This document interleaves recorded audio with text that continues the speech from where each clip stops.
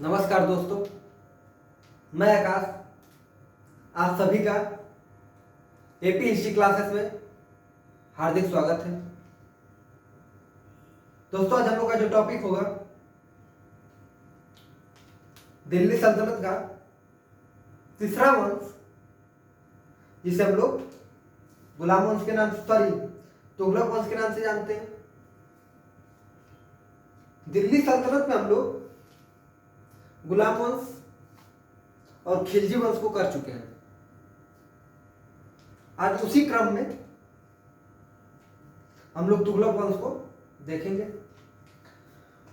तुगलक वंश दिल्ली सल्तनत का एकमात्र ऐसा वंश है जो सबसे ज्यादा दिनों तक शासन किया। दिल्ली सल्तनत का जो तुगलक वंश है, जिसका संस्थापक गयासुद्दीन तुगलक है, जिसे हम लोग गाजी मलिक के नाम से जानते हैं। गयासुद्दीन तुगलक को जब हम लोग आगे भी कर रहे होंगे तो वहां पे देखेंगे कि गयासुद्दीन तुगलक को गाजी मलिक क्यों कहा गया। तो मंगोलों को सबसे ज्यादा पराजित या परास्त करने के कारण उसे गाजी मलिक की उपाधि दी गई और 29 बार परास्त किया था। गयासुद्दीन तुगलक तुगलक वंश का संस्थापक है।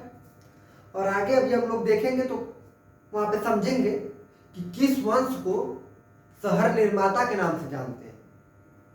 शहर निर्माता मेरे कहने का मतलब है कि जैसे मेहरौली को ऐबक बसाया था, सीरी को अलाउद्दीन खिलजी बसाया था, तुगलकाबाद गयासुद्दीन तुगलक बसाया था। इसी तरह जहां पर मोहम्मद बिन तुगलक और फिरोज शाह कोटला ऐसे करके।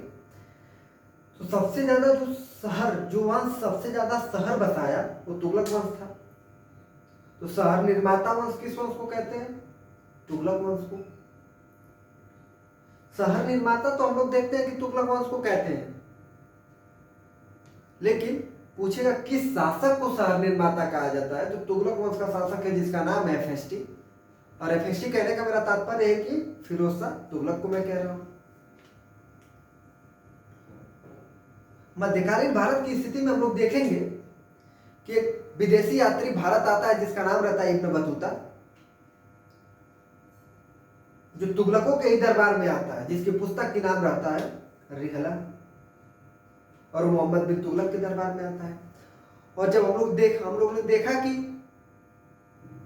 तुगलक वंश दिल्ली सल्तनत में सबसे ज्यादा दिनों तक शासन करने वाला वंश है, और आगे हम लोग कर रहे होंगे जब लोधी वंश या उसी को पाक वंश के नाम से जानते हैं, तो यहाँ पे हम लोग देखेंगे कि किस शासक को कहा जाता है कि दिल्ली सल्तनत में सबसे ज्यादा दिनों तक शासन किया। तो बालो लोधी है, जो लोधी वंश का संस्थापक या पाक वंश का संस्थापक है। तो अभी हम लोग आगे देखेंगे। तो हम लोग का टॉपिक क्या है? तुगलक वंश। तो आइए देखते हैं तुगलक वंश को।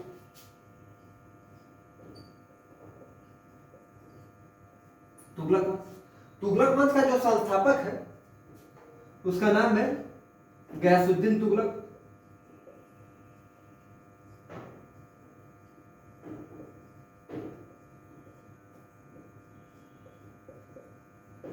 क्या नाम है? तो गयासुद्दीन तुगलक। गयासुद्दीन तुगलक को ही गाजी मलिक के नाम से जानते हैं। गाजी मलिक क्यों इसकी उपाधि थी गाजी मलिक? गयासुद्दीन तुगलक को क्यों कहा जाता है गयासुद्दीन तुगलक को गाजी मलिक?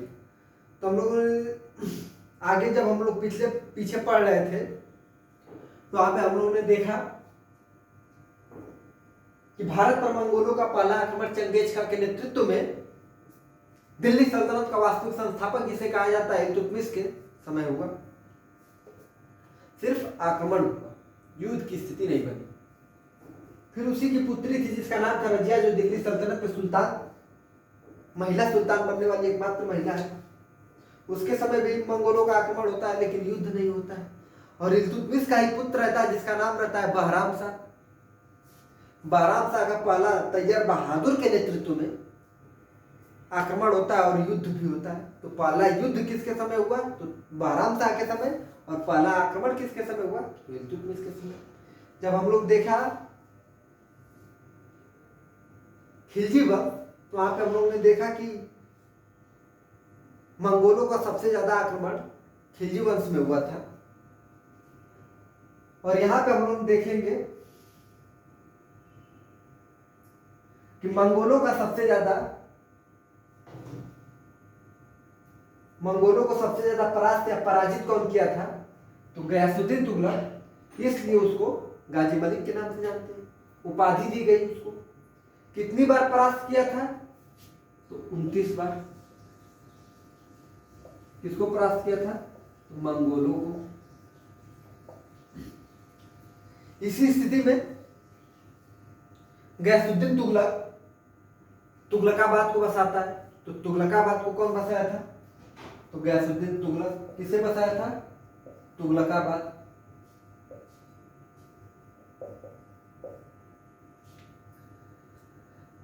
पूछेगा दिल्ली सल्तनत का कौन ऐसा सुल्तान है जो पहली बार नहरों का निर्माण किया? तो गयासुद्दीन तुगलक है। तो नहरों का निर्माण करने वाला शासक कौन है? तो गयासुद्दीन तुगलक है। अभी आगे हम लोग कर रहे होंगे एफएसटी के बारे में।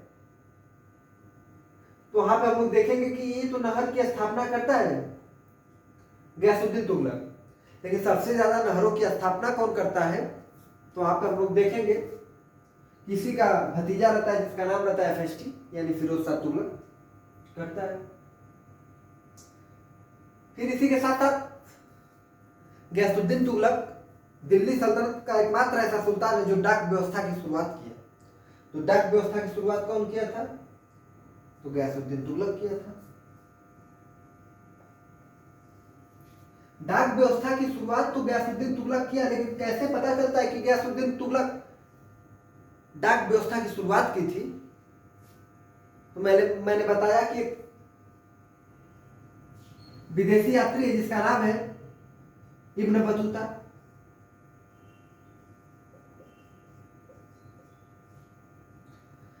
इब्न बतूता जिसकी पुस्तक है रियला। रियला में ही बताता है कि गयासुद्दीन तुगलक डाक व्यवस्था की शुरुआत की थी। यहां पे हम लोगों ने देखा कि डाक की शुरुआत किया है गयासुद्दीन तुगलक, लेकिन डाक को विस्तारित रूप से कौन निर्माण करता है या विस्तार कौन करता है डाक का? तो इसी का भतीजा फिरोज शाह तुगलक, जो जौनपुर शहर को बसाया। अभी हम लोग आगे देखेंगे कि जौनपुर किसके याद में बसाया गया है। तो जौना खान मोहम्मद बिन तुगलक को कहा जाता है। अब देखिए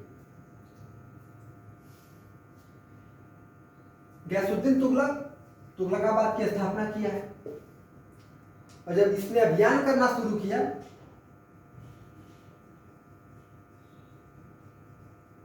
गयासुद्दीन तुगलक के अभियान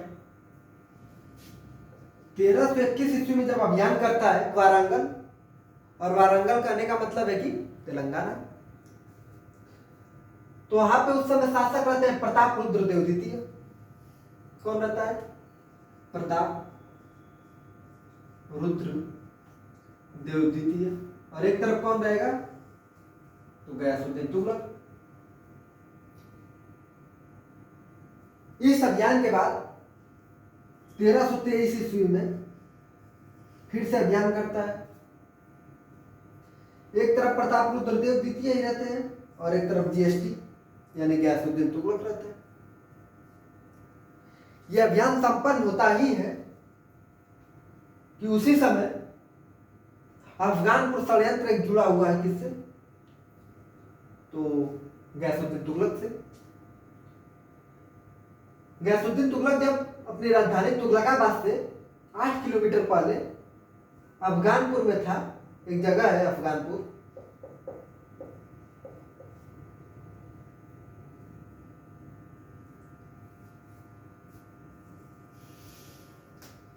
तो यहां पे इसको स्वागत के लिए इसी का पुत्र है जिसका नाम एमबीटी। एमबीटी कहने का मतलब है कि मोहम्मद बिन तुगलक। मोहम्मद बिन तुगलक। अफगानपुर में ही 1325 ईस्वी में स्वागत करता अपने पिता यानी गयासुद्दीन तुगलक का। उससे थोड़ी सी पहले, कुछ समय पहले, गयासुद्दीन तुगलक निजामुद्दीन औलिया जो अमीर खुसरो के गुरु हैं, निजामुद्दीन औलिया से अभी हम लोग जब पीछे पढ़ रहे थे खिलजी वंश, तो हमने देखा कि अंतिम सुल्तान खिलजी वंश का तो ऐसे हम लोग मुबारक खिलजी को कहते हैं, लेकिन एक हिंदू सुल्तान है जो दिल्ली सल्तनत पे शासन किया, जिसका नाम था खुसरो खां। खुसरो खां निजामुद्दीन औलिया को पैसे दिए गरीबों और असहायों को दान देने के लिए, निजामुद्दीन औलिया को दिया। निजामुद्दीन औलिया उस पैसे को इन्वेस्ट किए, मतलब गरीबों में बांटे, असहायों में बांटे, बहुत ज्यादा ही पैसा दिया था। जब गयासुद्दीन तुगलक शासन बनता है, राजा बनता है, तो उस पैसे की मांग करता है किससे? तो निजामुद्दीन औलिया से। निजामुद्दीन औलिया कहते हैं गयासुद्दीन तुगलक से, कौन हो तुम कि तुमको मैं। गयासुद्दीन तुगलक कहता है क्या तो उस पैसे की आप हिसाब दीजिए या फिर उस पैसे को दीजिए। तो निजामुद्दीन औलिया कहते हैं कि कौन हो तुम कि मैं तुम्हें हिसाब दूं। ये तो खुसरो खां मुझे पैसा दिया था और गरीबों में दान करने के लिए दिया था, मैं जो दान कर दिया उसका हिसाब थोड़ी है मेरे को। उस समय तुगलकाबाद में था गयासुद्दीन तुगलक। उसने कहा कि मेरे दिल्ली आने तक या तो तुम हिसाब दोगे या पैसा दोगे। तभी निजामुद्दीन औलिया गयासुद्दीन तुगलक को कहते हैं कि दिल्ली अभी दूर है। तो ये बात कौन कहा था कि दिल्ली अभी दूर है या दिल्ली दुरस्तम? तो निजामुद्दीन औलिया कहे थे। किसको कहे थे? तो गयासुद्दीन तुगलक को। निजामुद्दीन औलिया का ही शिष्य रहा था मोहम्मद बिन तुगलक। ऐसा नहीं है कि सिर्फ उन्हीं का शिष्य था, सलाह तो जैन प्रभास्तुरी से भी लेता है। अभी आगे हम लोग देखेंगे उस चीज को कर रहे होंगे। तो 1325 ईस्वी में जब अफगानपुर में आता है तो उसका पुत्र एमबीटी स्वागत करता है और एक लकड़ी का महल बनवाता है। और जब उस महल में गयासुद्दीन तुगलक प्रवेश करता है तो वो महल गिर जाता है, जिसकी वजह से उसकी मृत्यु हो जाती है। और इस मृत्यु के कारण मध्यकालीन इतिहासकार अपना अपना वो मत देते हैं कि मृत्यु का मेन कारण मोहम्मद बिन तुगलक है, क्योंकि इसने इस षड्यंत्र किया था कि ऐसा महल बनवाया था कि जिससे महल गिर गया, क्योंकि इसको राजा बनना था। बहुत लोग ऐसा कहते हैं कि बिजली गिर जाने की वजह से महल गिर गया। कुछ लोग तो यहां तक कहते हैं कि हाथी के पैर से लगने की वजह से वो महल गिर गया। लेकिन जो मोहम्मद बिन तुगलक को कहते हैं कि मोहम्मद बिन तुगलक की साजिश थी उसमें, तो जब हम लोग मोहम्मद बिन तुगलक के बारे में पढ़ रहे होंगे तो वहां पे हम लोग देखेंगे कि मोहम्मद बिन तुगलक ऐसा कर नहीं सकता।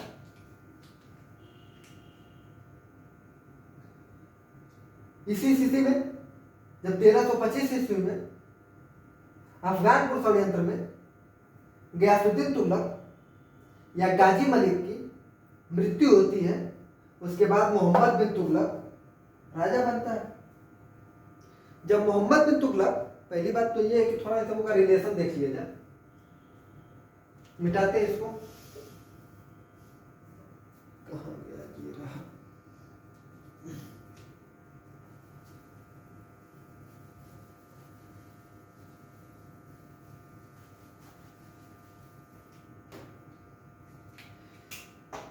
कौन है? तो गयासुद्दीन तुगलक। गयासुद्दीन तुगलक का मतलब है जीएसटी। जीएसटी के पुत्र का नाम एमबीटी रहता है। एमबीटी कहने का मतलब है मोहम्मद बिन तुगलक। मोहम्मद बिन तुगलक का चचेरा भाई जो रहता है उसका नाम एफएसटी रहता है। एफएसटी कहने का मतलब फिरोज शाह तुगलक। अब फिरोज शाह तुगलक के जो पिता रहते हैं उनका नाम क्या बोलते हैं? रज्जब रहता है। तो ये दोनों क्या हो गए? भाई।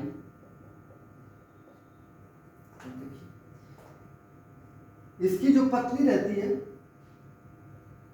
उसका नाम जैला रहता है, जो इसकी मां है। जब जीएसटी की मृत्यु हो जाती है अफगानपुर षड्यंत्र में, तो राजा कौन बनता है? एमबीटी बनता है। एमबीटी कहने का मतलब है कि मोहम्मद बिन तुगलक बनता है। मोहम्मद बिन तुगलक दिल्ली सल्तनत का सबसे पढ़ा लिखा शासक है, तर्कशास्त्र में बहुत योग्य है। मोहम्मद बिन तुगलक को ईसामी एक मध्यकालीन इतिहासकार है, ईसामी, और एक हम लोग देखेंगे बर्मी। ईसामी मोहम्मद बिन तुगलक को अधर्मी कहे हैं। अधर्मी किसको कहे हैं? तो मोहम्मद बिन तुगलक को। बर्नी क्या बोले हैं कि पागल है।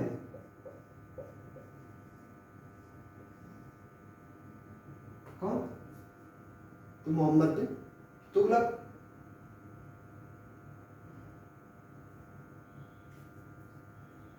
ईसामी इसको अधर्मी इसलिए कहे कि दिल्ली सल्तनत का एकमात्र ऐसा सुल्तान है जो हिंदुओं के होली के त्योहार में जाता है। दिल्ली सल्तनत का एकमात्र ऐसा शासक है जो हिंदुओं के दिवाली के त्योहार में जाता है।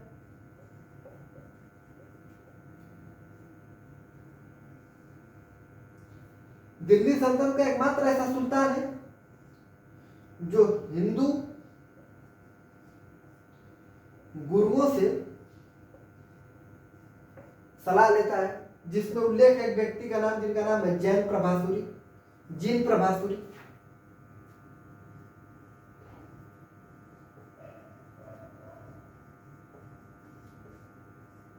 ठीक, तो इन कारणों से अधर्मी कहा गया।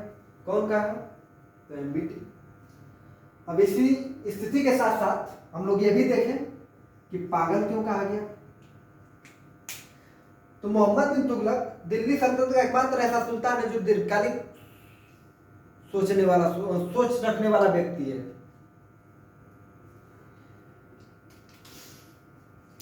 मोहम्मद बिन तुगलक 4 ऐसा कारनामा करता है जिसके वजह से इसको पागल घोषित किया जाता है। पहला, सांकेतिक मुद्रा चलाता है। क्या करता है? सांकेतिक मुद्रा चलाता है। सांकेतिक मुद्रा जब चलाने की शुरुआत करता है तो दिल्ली सल्तनत के लोग उस समय स्वर्ण सिक्का रहता है, बोलते हैं राजा के पास, यानी विद्रोह करते हैं मोहम्मद बिन तुगलक के पास और कहते हैं कि बताओ तुम सांकेतिक मुद्रा चला रहे हो, ठीक है, लेकिन जो हम लोग के पास स्वर्ण सिक्का उसका हम लोग क्या करेंगे? तो मोहम्मद बिन तुगलक कहा कि उस स्वर्ण सिक्का को मेरे पास लाओ और सांकेतिक मुद्रा मेरे से लेकर जाओ। तो उन सब ने कहा चलो ठीक, स्वर्ण सिक्का इसको दिए सब, सांकेतिक मुद्रा अपने लिए सब। जब लोगों के पास सांकेतिक मुद्रा का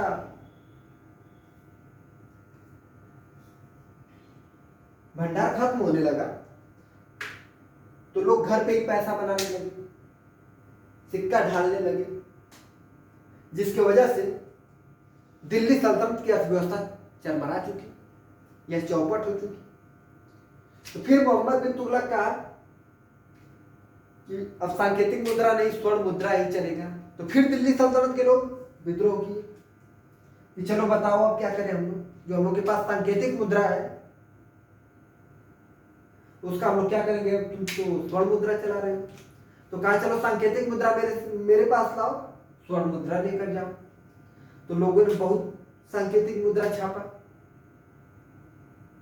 और एमबीटी के पास लेकर गया, वहां से स्वर्ण मुद्रा लेकर आया। तो ये इसकी नीति जो थी क्या हो गई? असफल हो गई। तो पहला कारण था पागल कहने का।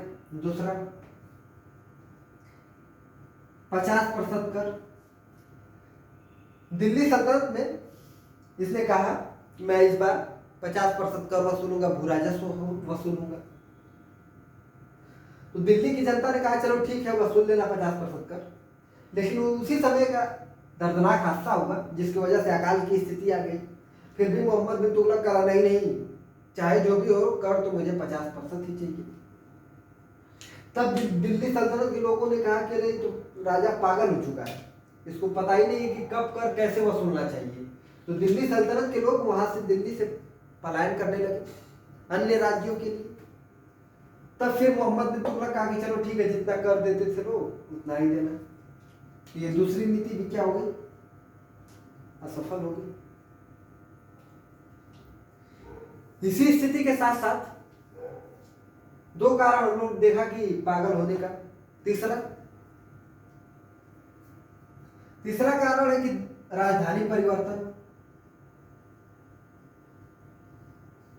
राजधानी परिवर्तन, राजधानी कहां लेकर गया, तो दिल्ली से दौलताबाद। कहां ले गया, दौलताबाद। जब राजधानी परिवर्तन कर रहा था दिल्ली से दौलताबाद, तो उसमें गर्मी का मौसम था, एकदम जबरदस्त गर्मी की मौसम थी। और गर्मी के मौसम में ही इसने पलायन करना शुरू किया। कहां से, अपनी राजधानी दिल्ली से दौलताबाद के लिए। सपोज करिए कि उस समय दिल्ली में सिर्फ 10,000 लोग हैं और 10,000 लोगों ने दौलताबाद जाना स्टार्ट किया गर्मी के मौसम में। इतनी गर्मी थी कि उसमें से 5,000 लोग मर गए, बचे 5,000 लोग दौलताबाद पहुंचे। दौलताबाद का जो स्थिति थी इतनी बुरी थी, न पानी की सुविधा थी, न हवा की सुविधा थी। हवा तो थी लेकिन जो होना चाहिए दिल्ली की तरह वो वहां पे नहीं थी। तो जो दिल्ली के लोग थे अपने आप को वहां पे एडजस्ट नहीं कर पाए, जिसके वजह से 1-2 हजार लोगों की वहां पे मृत्यु होगी। सपोज करिए 1,000 लोगों की मृत्यु हुई, बचे 4,000 लोग। तब मोहम्मद बिन तुगलक कहा कि देखो, अब दौलताबाद से दिल्ली फिर राजधानी फिर दिल्ली जाएगी।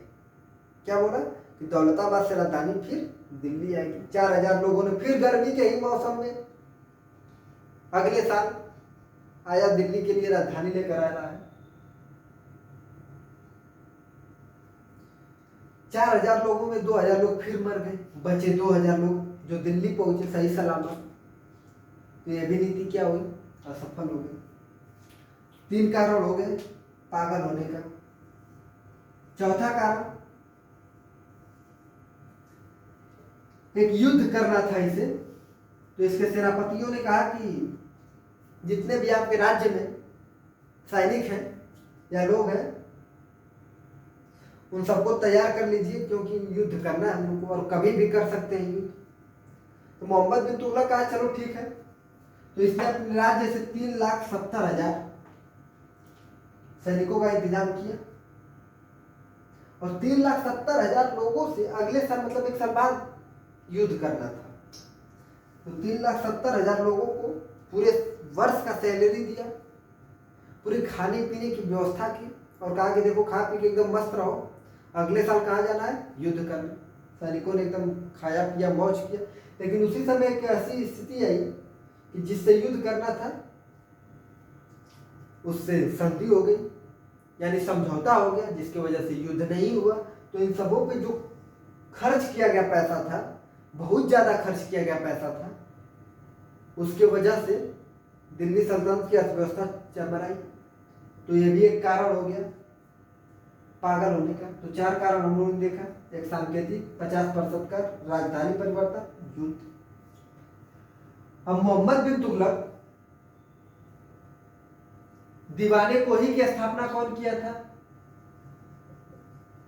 दीवाने कोही, तो मोहम्मद बिन तुगलक। अमीर कोही,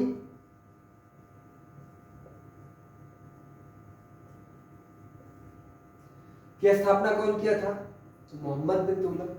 मोहम्मद बिन तुगलक के बारे में हम लोग देखा कि इसके दरबार में एक इब्न बतूता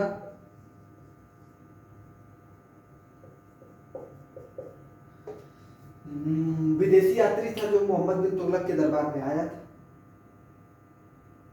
और इसकी पुस्तक का नाम रियाला था। इसको दीवान बनाता है दिल्ली का कौन, मोहम्मद बिन तुगलक।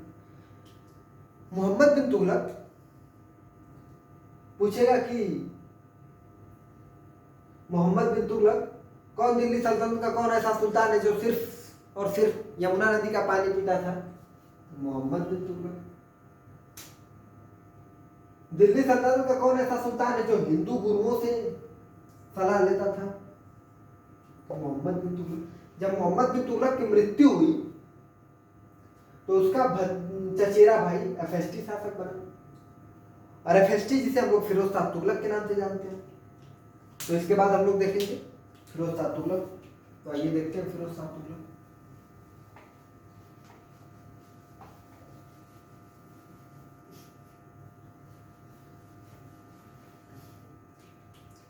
एफएसटी, एफएसटी कहने का मतलब है फिरोज शाह तुगलक। दीवाने बंदगान की स्थापना कौन किया था? दीवाने बंदगान, तो फिरोज शाह तुगलक। जौनपुर को कौन बसाया था? तो फिरोज शाह तुगलक। किसके याद में? अपने भाई जौना। जौना किसे कहते हैं? तो एनबीटी को। एनबीटी का मतलब है मोहम्मद बिन तुगलक। फिरोज शाह कोटला की स्थापना कौन करता है? फिरोजाबाद, तो एफएसटी। तो शहर निर्माता किसे कहते हैं? एफएसटी को।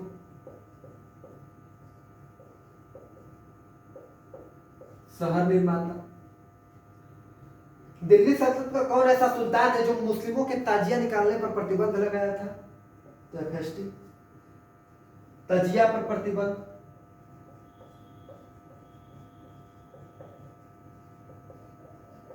दिल्ली सल्तनत का कौन ऐसा सुल्तान है जो ब्राह्मणों पर जजिया लगाया? तो ब्राह्मण पर जजिया लगाया। दिल्ली सल्तनत का कौन ऐसा सुल्तान है जो सबसे ज्यादा गुलाम रखता था? तो गुलाम सबसे ज्यादा रखता था। कितना रखता था? तो 80,000, जिसमें से 12,000 दिल्ली में रहते थे। दिल्ली सल्तनत का कौन ऐसा सुल्तान है जो खलीफा से 2 बार स्वीकृति प्राप्त किया?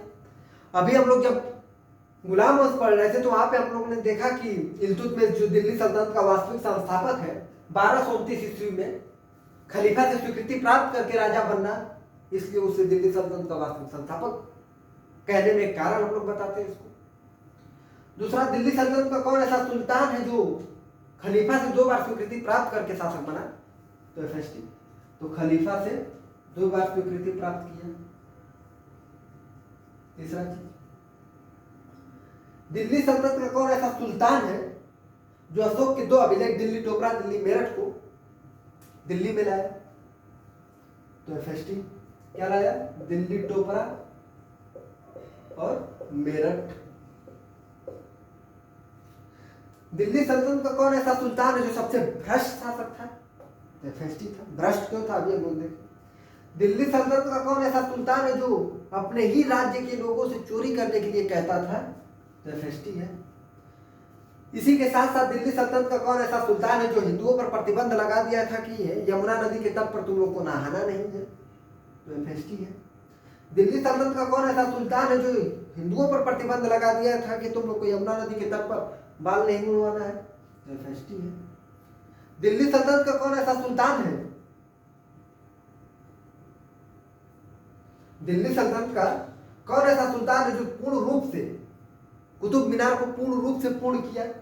एफएसटी है। दिल्ली सल्तनत के कौन कौन से ऐसे सुल्तान है जिनकी नीतियां समान है? तो एक एफएसटी है। और इसी के बाद हम लोग सैयद वंश के बाद जब लोधी वंश पढ़ लेंगे तो वहां पे सिकंदर लोधी के बारे में समझेंगे और वहां पे देखेंगे कि जितना भी ये काम करता है उसी की नीतियों का पालन करता है कौन? सिकंदर लोधी।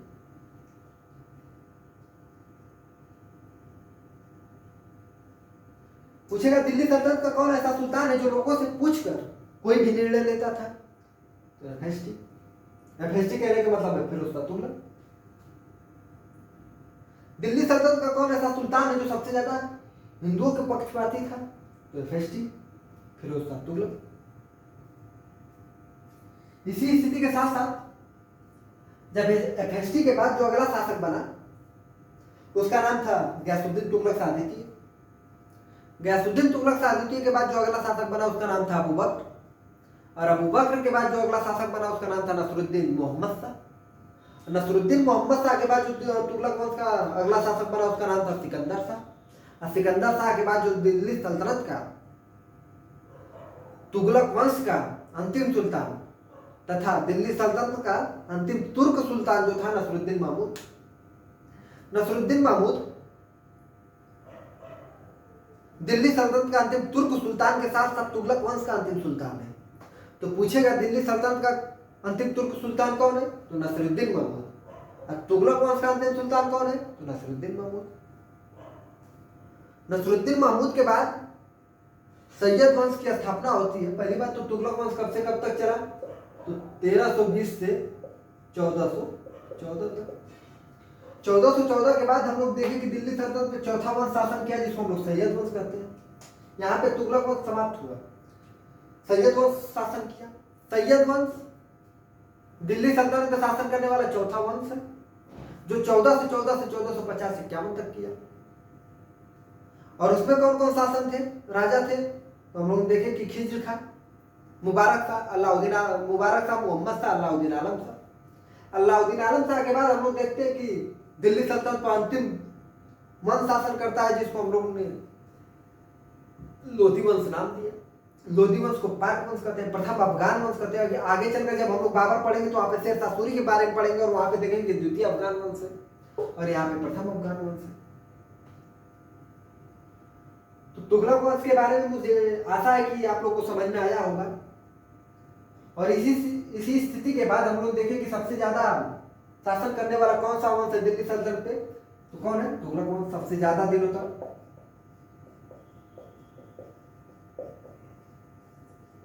दिल्ली सल्तनत पे शासन किया। आगे चलकर जब हम लोग बहलोल लोधी के बारे में पढ़ रहे होंगे तो वहां पे देखेंगे कि दिल्ली सल्तनत का कौन ऐसा राजा है जो सबसे ज्यादा दिनों तक शासन किया, तो बहलोल लोधी है। कौन वंश है जो सबसे ज्यादा दिनों तक शासन किया, तो तुगलक वंश है। तो तुगलक वंश के पहले शासक गयासुद्दीन तुगलक, मोहम्मद बिन तुगलक, फिरोज शाह तुगलक, गयासुद्दीन तुगलक शाह द्वितीय, अबू बकर, नसरुद्दीन मोहम्मद शाह, सिकंदर शाह और अंतिम सुल्तान नसरुद्दीन महमूद जो दिल्ली सल्तनत का अंतिम तुर्क सुल्तान के साथ साथ तुगलक वंश का अंतिम सुल्तान है।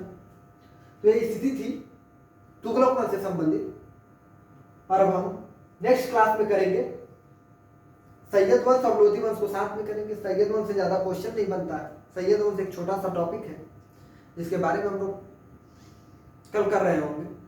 और उसी के साथ हम लोग देखेंगे कि लोधी वंश का जो सिकंदर लोधी इसकी नीतियों को कैसे पालन करता है, कैसे वो आगरा शहर को बनाता है, बसाता है 1504 ईस्वी में और 1506 ईस्वी में क्यों उसको राजधानी बनाता है। तो पूछता है क्वेश्चन आईएएस मेंस में।